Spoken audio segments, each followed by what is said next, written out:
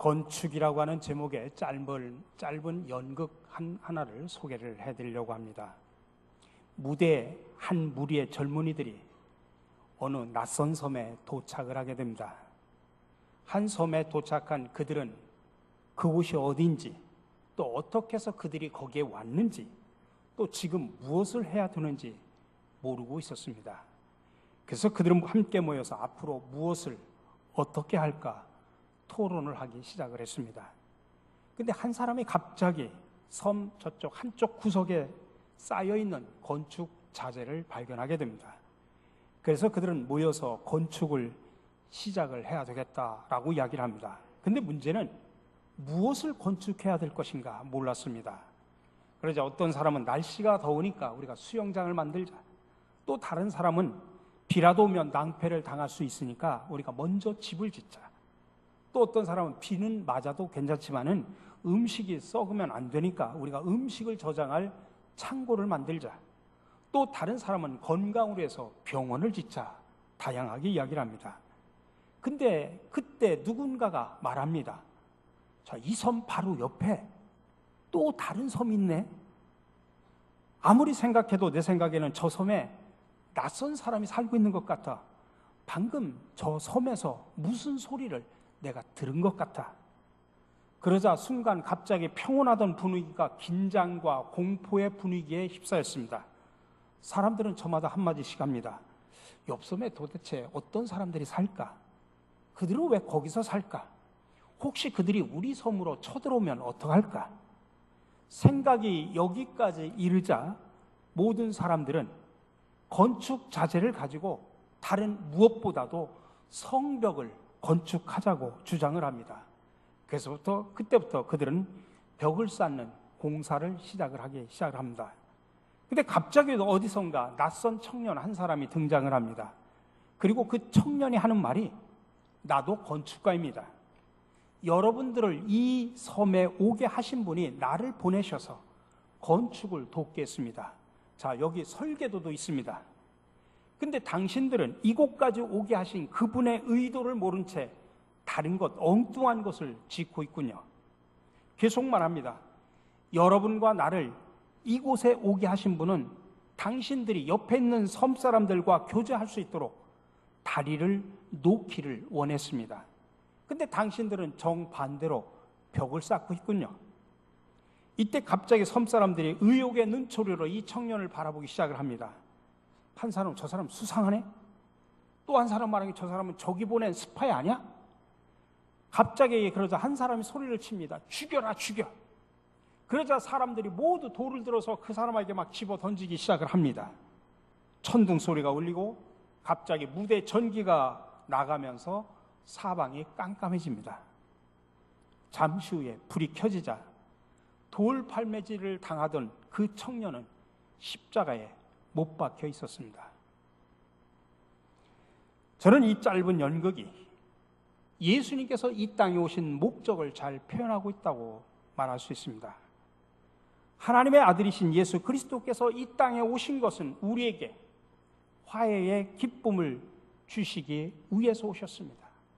양쪽으로 갈라져 있는 두 섬에 벽을 쌓고 사는 것이 아니라 다리를 놔서 서로 교제하며 화해를 통해서 함께 화해의 기쁨을 누리기 위해서 이 땅에 오셨습니다. 피스메이커로 이 땅에 오신 것입니다. 오늘 읽은 두 본문이 바로 그것을 우리에게 보여주고 있습니다. 읽은 본문을 제가 세번역 성경으로 다시 읽어드립니다. 그리스도는 우리의 평화이십니다. 그리스도께서는 유대 사람과 이방 사람이 양쪽으로 갈라져 있는 것을 하나로 만드신 분입니다. 그분은 유대 사람과 이방 사람 사이를 가르는 담을 자기 몸으로 허무셔서 원수된 것을 없애시고 여러 가지 조문으로 된 계명의 율법을 폐하셨습니다. 그분은 이 둘을 자기 안에서 하나의 새 사람으로 만들어서 평화를 이루시고 원수된 것을 십자가로 소멸하시고 이 둘을 한 몸으로 만드셔서 사랑과 화해시키셨습니다. 또 다른 본문입니다. 이 모든 것은 하나님에게서 났습니다. 하나님께서는 그리스도를 내세우셔서 우리를 자기와 화해하게 하시고 또 우리에게 화해의 직분을 맡겨주셨습니다. 그렇습니다. 예수님은 이 땅에 화해 주님으로 오셨습니다. 그리고 저와 여러분들에게도 화해의 직분을 맡겨주셨습니다. 그래서 오늘 본문을 살펴보면서 주님께서 이 땅에 오신 목적과 또 우리들의 사명이 무엇인가를 깨닫는 시간이 되시기를 간절히 바랍니다. 첫 번째로 주님은 이 땅에 먼저 하나님과 인간 사이에 화해를 이루기 위해서 오셨습니다. 오늘 본문은 하나님께서 사람과 화해하기 위해서 예수 그리스도를 보낸 것이라고 증언을 하고 있습니다. 우리는 그것을 놀라운 은총이라고 말하죠. 하나님이 먼저 사람과 화해하고자 이 땅에 사람으로 오셨습니다. 그게 바로 예수 그리스도입니다. 그것을 우리는 복음이라고 이야기하고 기쁜 소식이라 말합니다. 여러분, 고대 국가에서 물물 교환은 처음에는 필요한 물건들을 서로 교환하는 것으로 시작이 됐습니다. 그런데 이 물물 교환은 교환 가치의 비교 등에 좀 불편한 점이 많아서 점차 이제 소금이라든지 쌀 같은 실물 화폐로 교환 수단이 바뀌었습니다. 근데 서로 이렇게 교환을 할 때는 상호 거래 속에는 반드시 전제가 있습니다.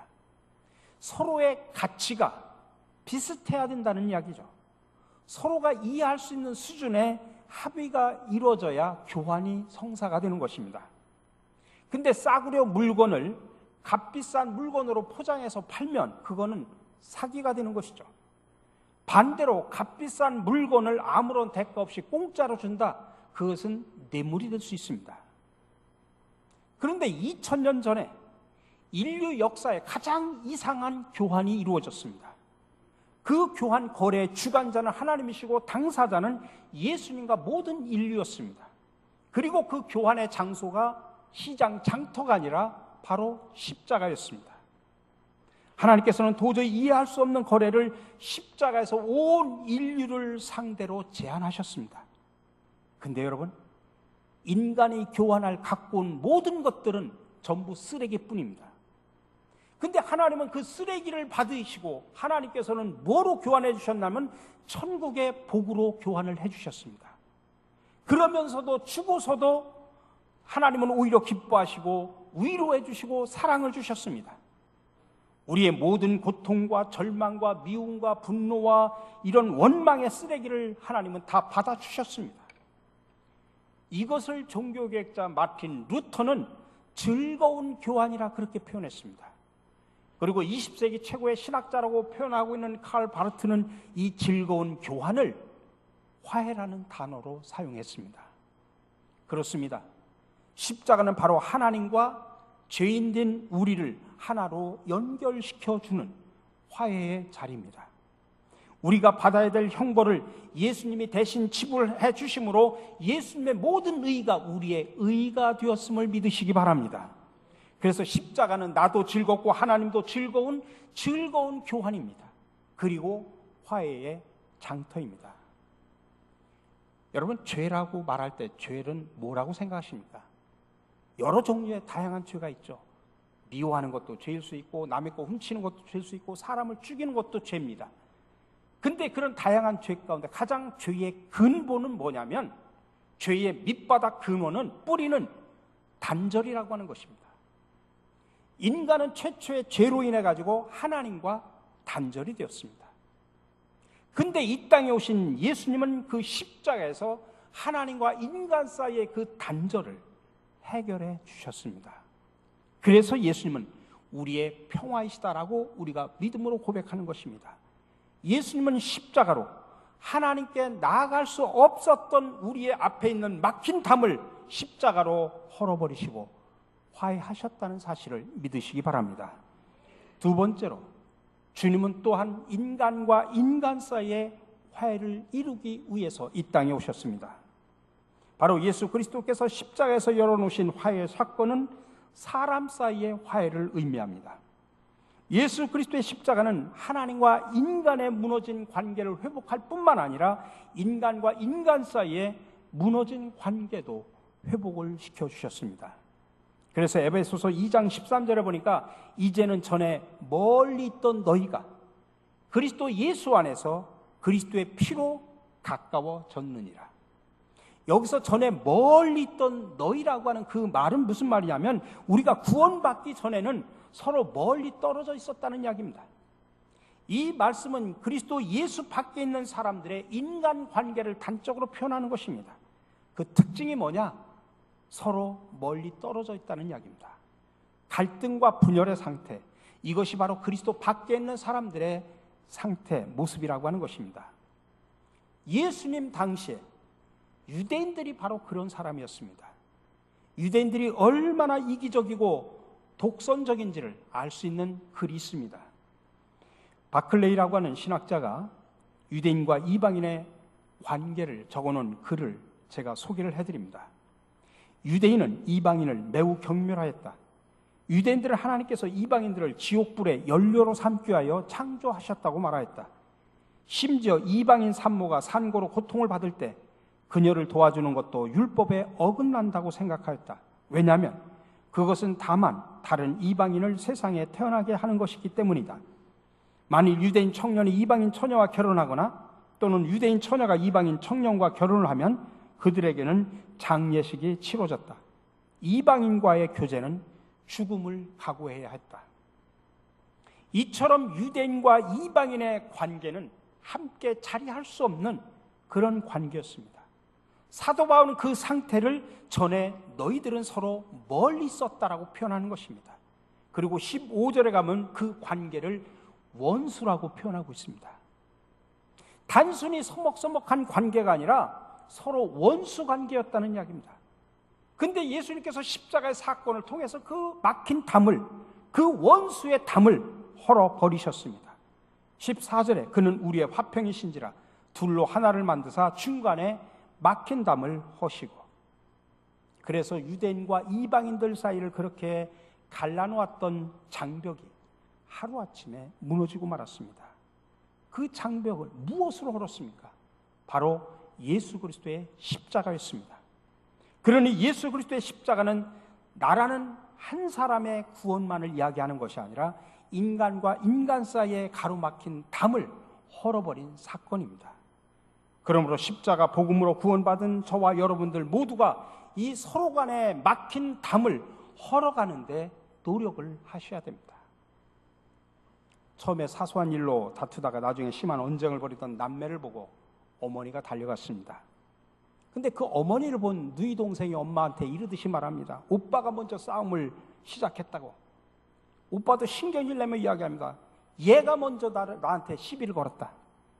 그러자 엄마는 두 아이의 어깨를 감싸 안으면서 자상하게 말했습니다. 엄마는 말이다, 누가 먼저 싸움을 시작했다라고 하는 것엔 관심이 없단다. 단지 엄마가 알고 싶은 것은 누가 먼저 용기를 내서 화해를 할까? 그게 엄마가 알고 싶은 것이다 라고 대답을 했다고 합니다. 그렇습니다. 우리 사이에 막힌 담이 있다면 여러분 그리스도인으로서 먼저 손을 내밀어 화해하시기를 간절히 바랍니다. 그래서 마지막으로 화해의 주님은 우리로 하여금 화해의 직분을 감당하라고 말씀하고 있습니다. 오늘 본문 고린도후서 5장 18절에 보면 이렇게 말합니다. 또 우리에게 화해의 직분을 맡겨주셨습니다. 근데 여기서 우리가 중요한 것을 하나 생각해야 됩니다. 성경이 말하는 화평케 하는 자, 화해의 직분이라고 하는 것은 평화를 사용하는 평화 애호가를 말하는 것이 아닙니다. 평화를 만들어가는 사람들을 말하는 것입니다. 우리가 언뜻 보면은 평화를 사랑하는 사람과 평화를 만들어가는 사람이 비슷한 것 같지만은 차이가 있습니다. 평화를 사랑하는 사람은 세상에 힘들고 어렵다고 생각하면 언제든지 세상을 피할 수 있습니다. 또 얼마든지 말로써 평화를 사랑한다고 말할 수 있습니다. 그러나 평화를 만들어가는 사람, 피스메이커는 어렵고 힘든다고 할지라도, 아니 나에게 고난과 위협이 온다고 할지라도 포기하지 않고 평화를 만들어가는 사람입니다. 그러다 보면 내가 손해를 볼 수도 있습니다. 화평케 하려다가 오히려 다른 사람으로부터 핍박을 당할 수도 있습니다. 그럼에도 불구하고 화평케 해야 됩니다. 왜 그렇습니까? 진정한 피스메이커가 되시는 예수님은 저와 여러분들에게도 피스메이커의 화해 직분의 사명을 맡겨주셨기 때문입니다. 그래서 예수님께서는 산상수훈 마태복음 5장 9절에서 말합니다. 화평케 하는 자는 복이 있나니 저희가 하나님의 아들이라 일컬음을 받을 것이요. 우리가 진정으로 예수 믿는 사람, 하나님의 자녀라고 일컬음을 받으려면 화평케 하는 자가 되어야 된다, 이 말씀입니다. 이 말은 평화를 사랑하는 사람을 의미하는 것이 아닙니다. 평화를 기다리는 사람을 의미하는 것이 아닙니다. 평화를 지키는 사람을 의미하는 것이 아닙니다. 오히려 평화를 위하여 적극적으로 실천하는 사람을 말하는 것입니다. 오늘 우리가 살고 있는 이 시대가 정말로 화평케 하는 사람이 필요한 시대입니다. 화해의 직분을 감당하는 사람이 필요합니다. 갈수록 서로 불신하고 대립하고 있는 우리 사회에 꼭 필요한 사람이 바로 이 피스메이커입니다. 화해의 직분을 감당하는 사람입니다. 얼마 전에 여의도 순복음교회 이영훈 목사님이 김정은 국무위원장이 방한하면 환영을 해야 된다라고 발언을 했다가 졸지에 극우 성향의 시민단체들의 표적이 되었습니다. 어느 한 월간 잡지와 인터뷰 속에서 우리 문재인 대통령이 북한에 가서 환영을 받았으니 김정은 국무위원장이 우리 한국에 오는 것 우리가 환영으로 우리가 맞아야 된다라고 이야기를 했습니다. 그 목사님 진보적인 목사님도 아니고 알다시피 상당히 보수적인 목사님인데 그런 표현을 했습니다. 그러자 보수 단체들이 발끈을 했습니다. 북한을 국가로 인정할 수 없고 김일성, 김정일, 김정은 3대가 악령이고 이들과 대화를 해서는 안 된다라고 말합니다. 집회 말미에 과격한 발언도 나왔습니다. 공사 하나 되면 이 땅에 기독교는 다 없어진다. 종교인은 모두 죽는다. 어느 세상이 진짜 세상인가? 김정일을 죽여야 된다? 목사는 김정은 같은 독재자를 없애는데 앞장서야 된다라고 이야기를 했습니다. 여러분, 우리 교인 가운데도 진보적인 성향을 갖고 계신 분도 계시고 보수적인 성향을 갖고 계신 분들도 계십니다. 정치적으로 성향들이 다 다르죠. 극자도 있고 극우도 있을 수 있고 또 중도도 있을 수 있고 그건 여러분들 자유입니다.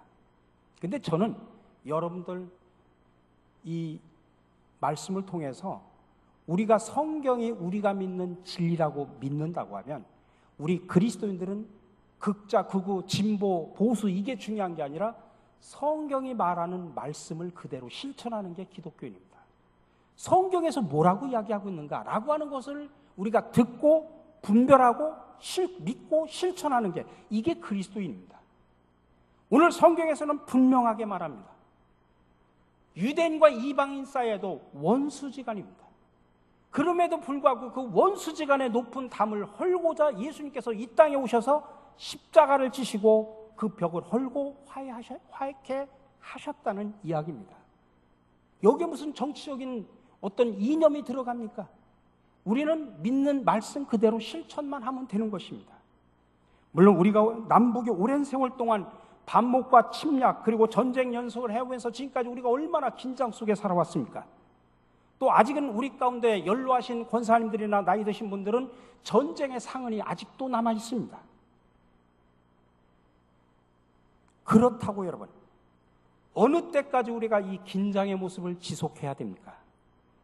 우리의 이 분단의 아픔을 우리가 언제까지 계속해서 이어져 가지고 우리 후손들에게 이 긴장의 아픔을 물려줘야 합니까? 우리 그리스도인들이 앞장서야 됩니다. 우리 내부에서 이런 이념의 갈등을 할 필요가 없습니다. 우리는 성경의 말씀에 따라서 진리에 따라서 그 길을 가는 사람들입니다. 화해케 하시는 그 주님, 화해를 이루고자 이 땅에 오신 그 주님, 또 우리에게 화해 직분을 맡겨주신 그 주님의 명령에 따라 일을 하면 되는 것입니다. 특별히 남북 정상회담을 통해 평화의 물꼬가 열려지고 있는 이때 우리가 다시 우리 내부 안에서 이념 논쟁으로 우리가 반목하고 싸울 필요는 없습니다. 평화의 꽃을 피우고 열매를 맺어 우리 한반도 전체가 정말 하나님의 나라가 실현되도록 우리가 기도하고 노력을 해야 됩니다.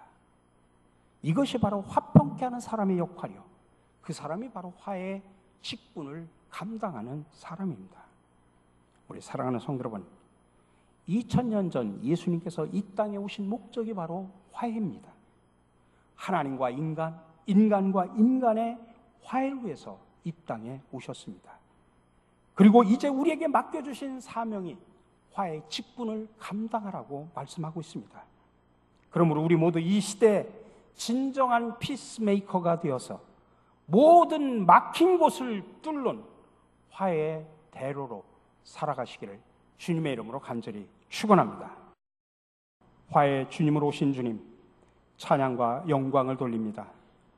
하오나 우리는 주님의 제자로서 주님이 행하신 사명을 감당하지 못하고 오히려 미움과 시기, 질투와 반목, 그리고 관계의 단절을 당연한 듯이 여기며 살아왔음을 솔직히 고백하며 회개하오니 용서하여 주시옵소서. 대림절 둘째 주일을 보내면서 주님께서 우리에게 맡겨주신 화해의 직분을 잘 감당하여 가정과 교회 그리고 나라와 민족의 평화를 위해 적극적으로 실천하는 자들이 되게 하여 주시옵소서. 화해의 직분을 감당하시고자 이 땅에 오셔서 친히 십자가를 지신 예수 그리스도의 이름으로 기도드립니다. 아멘.